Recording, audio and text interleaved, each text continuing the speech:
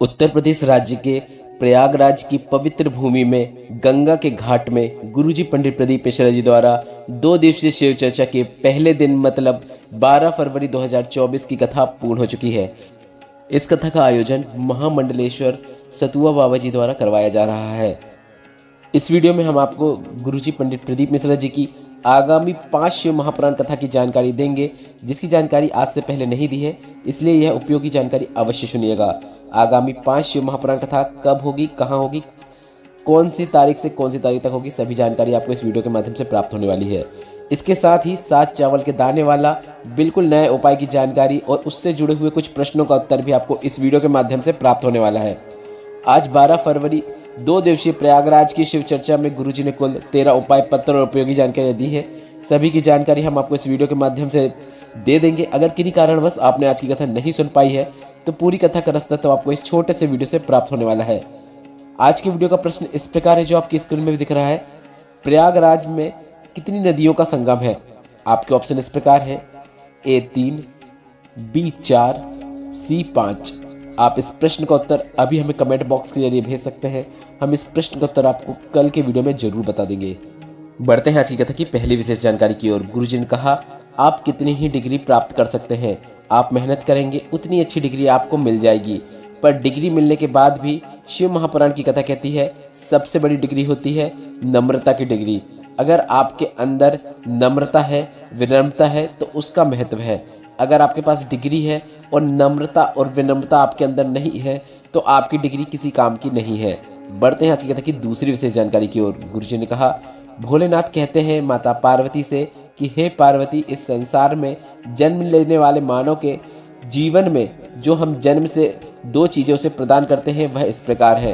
पहली चीज़ यह होती है, जो व्यक्ति जन्म लेता है उसे उसकी मंजिल तक पहुंचने का उसे टैलेंट जन्म से ही प्राप्त हो जाता है। दूसरी चीज़ है भक्ति, जिससे वह भगवान तक पहुंच सके। बढ़ते हैं आज की कथा की तीसरी विशेष जानकारी की ओर। गुरुजी ने कहा, जिस प्रकार अगर बच्चा कीचड़ में गिर जाता है और रोता है तो लोग उसे कीचड़ से तो बाहर निकाल देंगे, पर उसे चुप कराने के लिए कोई भी गोदी में नहीं उठाएगा। उसे गोदी में सिर्फ उसके माता पिता ही उठाते हैं ताकि वह रोना बंद कर दे। उसी तरह अगर आपने बहुत पाप कर लिए हैं, बहुत गलत कर्म कर लिए हैं, बहुत बुरे इंसान हैं, फिर भी अगर आप सतमार्ग में चलना चाह रहे हैं और भोलेनाथ के मंदिर में जाकर रोज 1 लोटा जल अर्पित कर रहे हैं या फिर भोलेनाथ के मंदिर में रोज जाना शुरू कर दिया है, तो वह भी आपके पिता है। एक न एक दिन आपको क्षमा करके आपको उनकी कृपा अवश्य प्राप्त होती है। बढ़ते हैं आज की कथा की चौथी विशेष जानकारी की ओर। गुरुजी ने कहा, शास्त्र कहता है अगर 3 चीजें किसी के पास गलत तरीके से आ जाती है तो उसका पतन निश्चित है, उसका जीवन बर्बाद होना निश्चित है। अब वह 3 चीजें इस प्रकार है। पहला है गलत अन्न, दूसरा है गलत धन और तीसरा है गलत नारी का संग। अगर आप यह कर रहे हो तो आपको सत्संग, भजन, तीर्थ, साधु, संत या फिर भगवान, यह आपको सुहाता नहीं है। बढ़ते हैं आज की कथा की 5वीं विशेष जानकारी की ओर।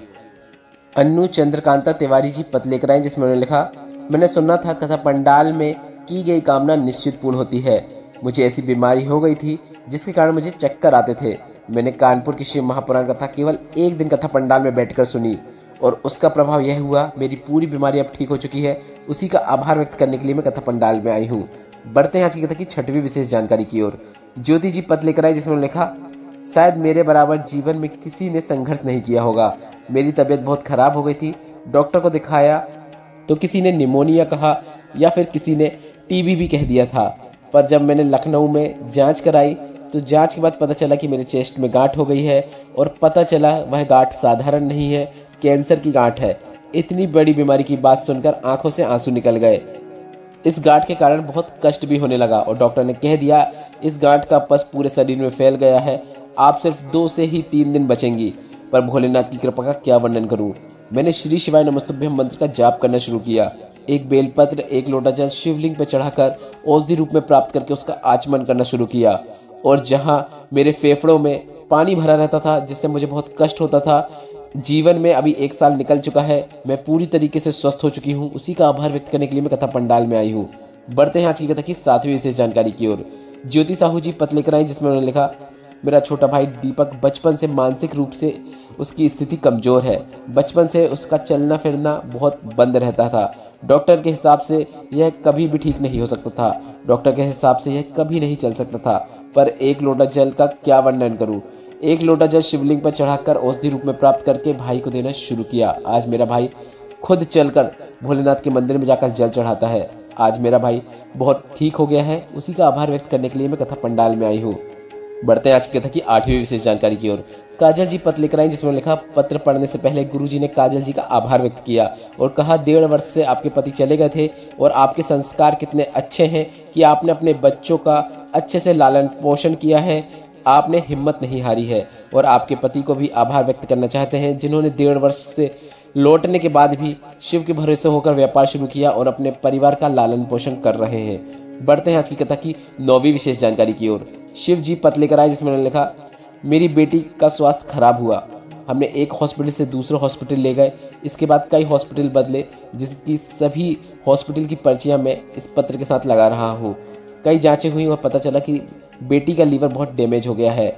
इसके बाद आईसीयू एम्बुलेंस से उसे दूसरे हॉस्पिटल में ले गए। इसके बाद वहाँ पे नहीं लिया गया तो फिर तीसरे हॉस्पिटल में ले गए।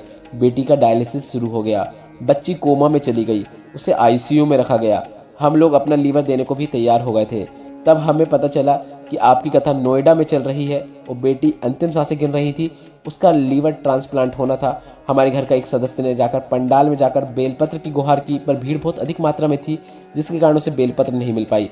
हम दूसरे दिन फिर से गए और आशीष भैया से व्यासपीठ की बेलपत्र मांगी और उन्होंने हमें दे दी। हम रोने लगे। आशीष भैया ने कहा, रो मत, इस बेलपत्र को शिव के भरोसे होकर उस बेटी के पास ले जाकर रख दो। और हमने ऐसा ही किया और 3 दिन बाद बेटी ने आंखें खोल दी और उसका लीवर ट्रांसप्लांट भी नहीं हुआ, डायलिसिस भी बंद हो गया। बच्ची पूरी तरीके से स्वस्थ हो चुकी है। उसी का आभार व्यक्त करने के लिए हम कथा पंडाल में आए हैं। बढ़ते हैं आज की कथा की 10वीं विशेष जानकारी की ओर। गुरुजी ने कहा, आज का समय बहुत अजीब आ गया है।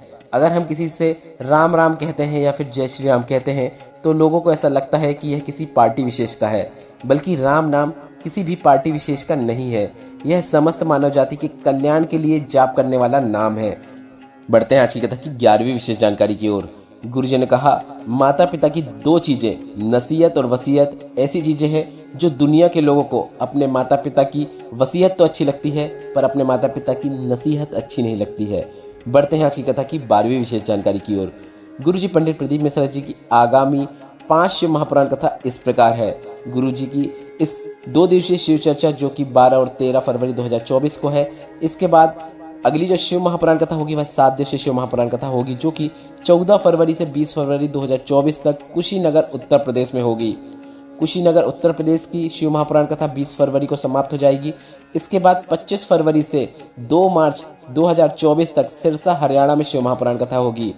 2 मार्च में सिरसा हरियाणा में शिव महापुराण कथा पूर्ण होने के बाद 1 दिवसीय शिव महापुराण कथा 1 दिन की शिव चर्चा 4 मार्च को मुंगेली राज्य में होगी। इसके बाद सीहोर कुबरेश्वर धाम में 7 मार्च से 13 मार्च 2024 तक रुद्राक्ष महोत्सव होने वाला है। इस रुद्राक्ष महोत्सव में शिव महापुराण कथा होगी। रुद्राक्ष महोत्सव होगा पर रुद्राक्ष का वितरण नहीं होगा। इसके बाद गुरुजी की अगली कथा, जो कि 13 मार्च रुद्राक्ष महोत्सव के बाद होगी, वह 19 मार्च से 23 मार्च 2024 तक रेवाड़ी हरियाणा में होगी। बढ़ते हैं आज की कथा की 13वीं विशेष जानकारी की ओर। गुरुजी ने कहा, बेलपत्र का वृक्ष साधारण नहीं होता है। अगर एक बेलपत्र का आपका स्पर्श हो जाता है तो उस बेलपत्र के स्पर्श मात्र से आपको 12 ज्योतिर्लिंग के दर्शन का फल प्राप्त हो जाता है। बढ़ते हैं आज की कथा की 14वीं और अंतिम विशेष जानकारी की ओर।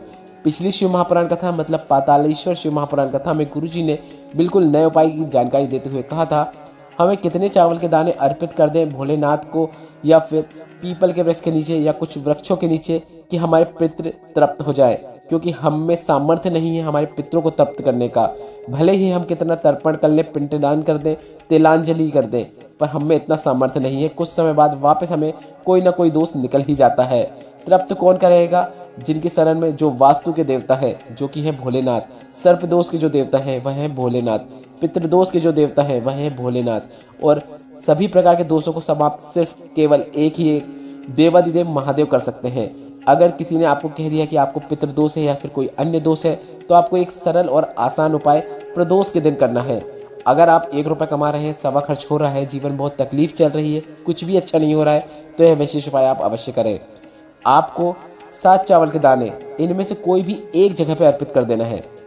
अब ये जगह कौन कौन सी है आप फिर से सुन लीजिए। बेलपत्र मतलब बेलपत्र का वृक्ष, पीपल पीपल का वृक्ष, आंवले का वृक्ष, वट वृक्ष या फिर शंकर का शिवालय।